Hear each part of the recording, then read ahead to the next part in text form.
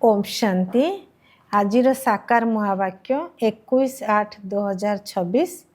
मधुर संतानगण बाबा मिठारू मिठा साकारीन अटंती सेथिपाई आउ सबु कथा छाड़ी से बाबा को मने पकाइले साकारीन भली मिठा होइजिब।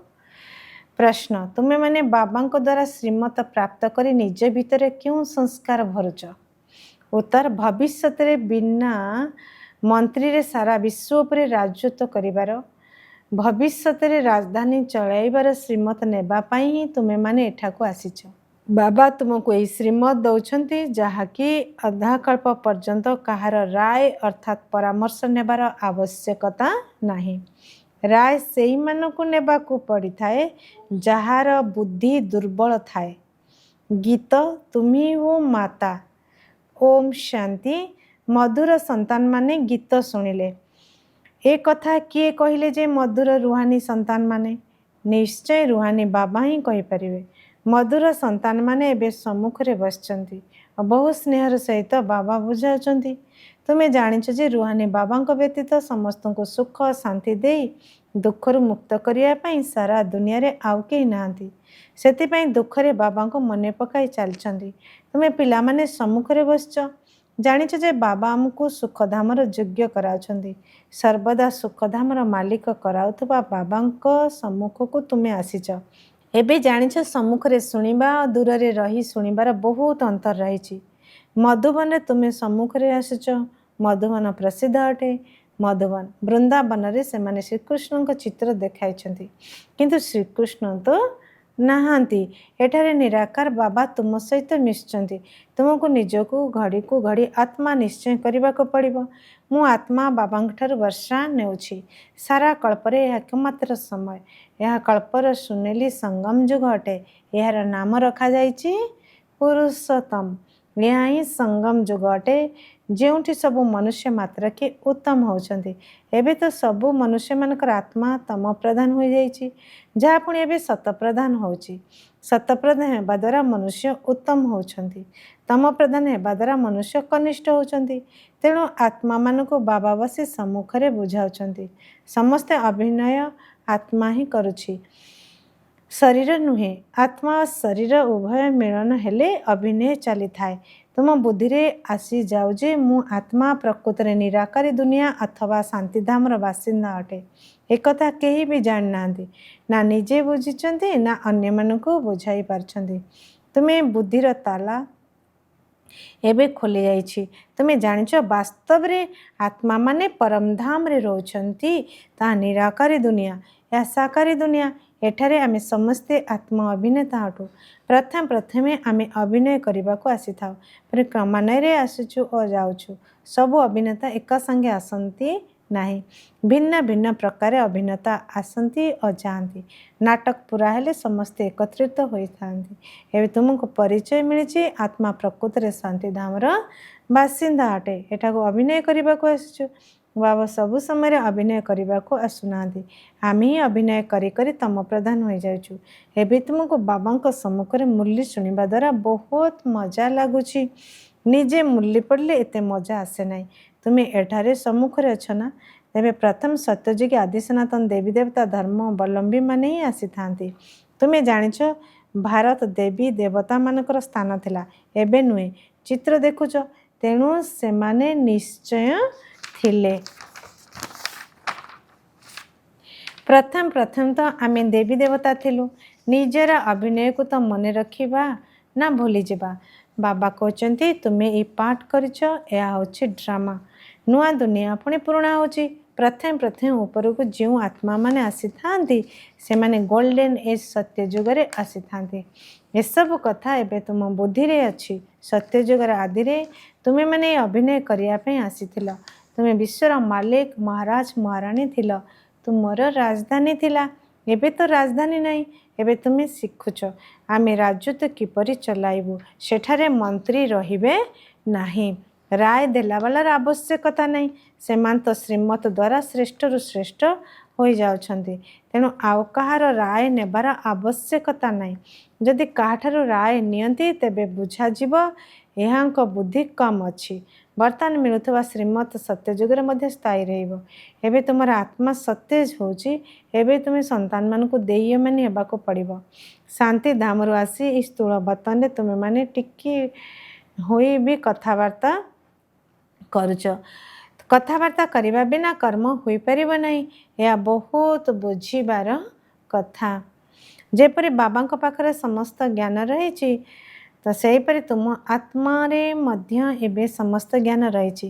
ଆତ୍ମା କହୁଛି ମୁଁ ଗୋଟିଏ ଶରୀର ଛାଡ଼ି ସଂସ୍କାର ଅନୁସାରେ ଆଉ ଗୋଟିଏ ଶରୀର ନେଉଛି। ପୁନର୍ଜନ୍ମ ମଧ୍ୟ ନିଶ୍ଚୟ ହେଉଛି। ଆତ୍ମାକୁ ଯେଉଁ ପାଠ ବି ମିଳିଛି ସେ ଅଭିନୟ କରି ଚାଲିଛି ଆଉ ସଂସ୍କାର ଅନୁସାରେ ପରଜନ୍ମ ନେଉଛି। ଦିନକୁ ଦିନ ଆତ୍ମାର ପବିତ୍ରତାର ମାତ୍ରା କମ୍ ହୋଇଯାଉଛି। ପତିତ ଅକ୍ଷର ଦ୍ୱାପର ପରେ କାମରେ ଆଣୁଛନ୍ତି, ତଥାପି ଅଳ୍ପ ଫରକ ନିଶ୍ଚୟ ପଡ଼ୁଛି। ତୁମେ ନୂଆ ଘର ତିଆରି କର, 1 ମାସ ପରେ ନିଶ୍ଚୟ କିଛି ଫରକ ପଡ଼ିବ। ଏବେ ତୁମେ ଜାଣୁଛ ବାବା ଆମକୁ ବର୍ଷା ଅଥବା ସମ୍ପତ୍ତି ଦେଉଛନ୍ତି। ବାବା କହୁଛନ୍ତି ମୁଁ ତୁମକୁ ସ୍ୱର୍ଗର ସମ୍ପତ୍ତି ଦେବା ପାଇଁ ଆସିଛି। ଯିଏ ଯେତେ ପୁରୁଷାର୍ଥ କରିବେ ସେ ସେତେ ପଦ ପାଇବେ। ବାବାଙ୍କ ପାଖରେ କୌଣସି ଅନ୍ତର ନାହିଁ। ବାବା ଜାଣିଛନ୍ତି, ଆମ ଆତ୍ମାମାନଙ୍କୁ ପଢ଼ାଉଛନ୍ତି। ପ୍ରତ୍ୟେକ ଆତ୍ମା ନିଜ ପାଇଁ ପୁରୁଷାର୍ଥ କରୁଛନ୍ତି। ମେଲ୍ ଫିମେଲ୍ ଅର୍ଥାତ୍ ପୁରୁଷାର୍ଥ ସ୍ତ୍ରୀର ଦୃଷ୍ଟି ଏଠାରେ ରହେ ନାହିଁ। ତୁମେ ସବୁ ପିଲାମାନେ ଅବିନାଶୀ ପିତାଙ୍କ ଠାରୁ ସମ୍ପତ୍ତି ନେଉଛ।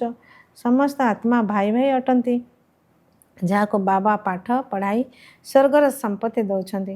ବାବା ହିଁ ଆତ୍ମିକ ସନ୍ତାନମାନଙ୍କୁ କହୁଛନ୍ତି, ହେ ଗେଲା ମଧୁର ବିଚ୍ଛେଦୀ ସନ୍ତାନମାନେ, ତୁମେ ବହୁତ ସମୟରୁ ଅଭିନୟ କରି କରି ଏବେ ପୁଣି ଆସିଛ ନିଜର ବର୍ଷା ଅର୍ଥାତ୍ ସ୍ୱର୍ଗର ରାଜ୍ୟ ଭାଗ୍ୟ ନେବା ପାଇଁ।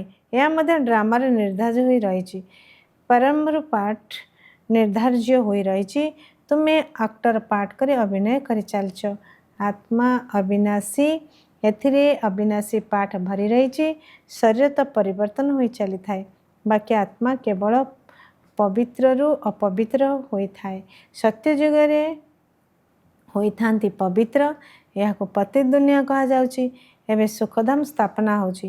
ବାକି ସବୁ ଆତ୍ମାମାନେ ମୁକ୍ତିଧାମରେ ରହିବେ। ବର୍ତ୍ତମାନ ଏହି ଅବିନାଶୀ ନାଟକ ସମ୍ପୂର୍ଣ୍ଣ ହେବାକୁ ଯାଉଛି। ସବୁ ଆତ୍ମା ମଶା ସଦୃଶ୍ୟ ଯିବେ। ବର୍ତ୍ତମାନ ପତିତ ଦୁନିଆରେ କୌଣସି ବି ଆତ୍ମା ଆସିଲେ ତାଙ୍କର କ'ଣ ମୂଲ୍ୟ ରହିବ? ବାସ୍ତବରେ ସେମାନଙ୍କର ମୂଲ୍ୟ ଅଛି ଯେଉଁମାନେ ପ୍ରଥମେ ନୂଆ ଦୁନିଆକୁ ଆସିଥାନ୍ତି। ନୂଆ ଦୁନିଆ ଥିଲା, ତାହା ପୁଣି ପୁରୁଣା ହୋଇଯାଇଛି। ତ ନୂଆ ଦୁନିଆରେ ଦେବତାମାନେ ଥିଲେ, ସେଠାରେ ଦୁଃଖର ଚିହ୍ନ ବର୍ଣ୍ଣ ନଥିଲା। ଏଠାରେ ତ ଅସରନ୍ତି ଦୁଃଖ ରହିଛି। ବାବା ଆସି ଦୁଃଖର ପୁରୁଣା ଦୁନିଆରୁ ମୁକ୍ତ କରିଛନ୍ତି। ଏହି ପୁରୁଣା ଦୁନିଆ ନିଶ୍ଚୟ ବଦଳିବ। ଯେପରି ଦିନ ପରେ ରାତି, ରାତି ପରେ ଦିନ ହୋଇଥାଏ। ତୁମେମାନେ ଜାଣୁଛ ଆମେ ନିଶ୍ଚିନ୍ତ ସତ୍ୟ ଯୁଗର ମାଲିକ ହେବୁ। ତେଣୁ ଆମେ କାହିଁକି ନିଜକୁ ଆତ୍ମା ନିଶ୍ଚୟ କରି ବାବାଙ୍କୁ ମନେ ନ ପକାଇବୁ? କିଛି ପରିଶ୍ରମ ତ କରିବାକୁ ପଡ଼ିବ। ରାଜ୍ୟ ତ ପାଇବା ସହଜ ନୁହେଁ। ବାବାଙ୍କୁ ମନେ ପକାଇବାକୁ ହେବ। ଏହା ମାୟାର ୱାଣ୍ଡର, ଯାହାକି ଘଡ଼ିକୁ ଘଡ଼ି ତୁମକୁ ଭୁଲାଇ ଦେଉଛି। ଏଥିପାଇଁ ଉପାୟ କରିବା ଦରକାର। ଏପରି ନୁହେଁ ମୋର ହେବା ଦ୍ୱାରା ମୋର ସ୍ମୃତି ସ୍ଥାୟୀ ହୋଇଯିବ। ତାହେଲେ ଆଉ ପୁରୁଷାର୍ଥ କ'ଣ କରିବ? ନା, ବଞ୍ଚିଥିବା ପର୍ଯ୍ୟନ୍ତ ପୁରୁଷାର୍ଥ କରିବାକୁ ପଡ଼ିବ। ଜ୍ଞାନ ଅମୃତ ପିଇବାକୁ ହେବ। ଏକଥା ମଧ୍ୟ ଜାଣିଛ ଯେ ଏହା ଆମର ଅନ୍ତିମ ଜନ୍ମ। ଏହି ଶରୀରର ଅଭିମାନକୁ ଛାଡ଼ି ଦେହୀମାନେ ହେବାକୁ ପଡ଼ିବ। ଘର ସଂସାରରେ ମଧ୍ୟ ରହିବାକୁ ହେବ। ପୁରୁଷାର୍ଥ ନିଶ୍ଚୟ କରିବାକୁ ହେବ। କେବଳ ନିଜକୁ ଆତ୍ମା ନିଶ୍ଚୟ କରି ବାବାଙ୍କୁ ମନେ ପକାଅ। ତୁମ୍ଭେବ ମାତାଶ୍ଚ ପିତା, ଏସବୁ ହେଲା ଭକ୍ତି ମାର୍ଗର ମହିମା। ତୁମକୁ କେବଳ ଏକମାତ୍ର ଆଲ୍ଲା ବା ଈଶ୍ୱର ପିତାକୁ ମନେ ପକାଇବାକୁ ହେବ। କେବଳ ମୁଁ ହିଁ ସାକାରେନ୍ ଭଳି ମିଠା ଅଟେ। ତୁମେମାନେ ମଧ୍ୟ ସବୁ ବ୍ୟର୍ଥ କଥାକୁ ଛାଡ଼ି ବହୁତ ମିଠା ସାକାରେନ୍ ଭଳି ହୋଇଯାଅ। ଏବେ ତୁମର ଆତ୍ମା ତମ ପ୍ରଧାନ ହୋଇଯାଇଛି। ତାକୁ ସତ ପ୍ରଦାନ କରିବା ପାଇଁ ଯୋଗର ଯାତ୍ରାରେ ରୁହ। ସମସ୍ତଙ୍କୁ ଏହି କଥା କୁହ, ବାବାଙ୍କ ଠାରୁ ସୁଖର ସମ୍ପତ୍ତି ନିଅ। ସତ୍ୟ ଯୁଗରେ ସୁଖ ରହିଥାଏ। ବାବା ହିଁ ସୁଖଧାମ ସ୍ଥାପନା କରୁଛନ୍ତି। ବାବାଙ୍କୁ ମନେ ପକାଇବା ବହୁତ ସହଜ ଅଟେ, କିନ୍ତୁ ମାୟାର ଅପୋଜିସନ୍ ଅର୍ଥାତ୍ ବିରୋଧ ବହୁତ ରହିଛି। ତେଣୁ ଚେଷ୍ଟା କରି ମୋତେ ମନେ ପକାଇଲେ ଖାଦ ବାହାରିଯିବ। गोटे सेकेंड जीवन मुक्तिर ज्ञान रही। ये ड्रामा रे प्रत्येक निजर पार्ट रिपीट करने को हेबो। ये ड्रामा भितर सबुठारु अधिक पार्ट आमर रही। सुख मध्य सबुठारु अधिक आमको मिलिबो। बाबा कहते तुमर देवी देवता धर्म बहुत सुखदायी अटे। आउ बाकी समस्ते हिसाब किताब चुक्त करी शांति धाम चली जिबे। अधिक विस्तार को आमे कहीं जीवा। बाबा आसुछंती समस्त को घर को नहीं जीवा पाई। तो मशा सदृश समस्त को नहीं जीवे। ये शरीर शेष हो जीव। बाकी अविनाशी आत्मा तार हिसाब किताब चुक्त कर चली जीव। एपरि नुहे जे आत्मा निआरे पड़े पवित्र हम। आत्मा को बाबा को स्मृति रूपी जोग द्वारा पवित्र हेबा को पड़िबो। तो यह जोग अग्नि अटे। से माने पुणी या नाटक रूप दे देइछंती। सीता अग्नि को पार कले। अग्नि रे कौन केवल जड़े सीता को पारी हेबा को हेबो। बाबा बुझाउछंती तुमे सब सीता माने वर्तमान पतित अट। रावण राज्य रे रहीच वर्तमान एक बाबा को मने पकाई तुमको पावन हेबार अछि। राम जणे अटंती अग्नि अक्षर शुणिबा द्वारा भावुचंती निया को पारी कले। केउठी जोग अग्नि केउठी ए स्थूल अग्नि। आत्मा परमात्मा सहित जोग रखिबा द्वारा पतितर पावन हेबा। जोग अग्नि एवं स्थूल अग्नि मध्य राति दिनर अंतर रही। सब आत्मा माने सीता अटंती। रावण जेल सुख बाटिकार अच्छे। एठाकर सुख तो काकविष्ट समान अटे। स्वर्गर सुख असरंती अटे। तेणु पिला माने ज्ञान रत्न रे झोली भरिबा उचित। कौन सी प्रकार संशय आसवा अनुचित। देह अभिमान आसले पुणी अनेक प्रकार प्रश्न उठी थाए। तापरे बाबा जो सेवा दियंती ताको करंती नाही। मूल कथा होची आमको पतितर पावन हेबाको पड़िबो। अन्य कोनोसी संकल्प करिवार आवश्यकता नाही। यह होची पति दुनिया ताहेला पावन दुनिया। मुख्य कथा होची किपरि पवित्र हेबा। पावन किए कराइबे ए कथा किछि जानी नाहंती। जदि सेमान को पतित कुआजिबो तेबे बिगड़ी जिबे।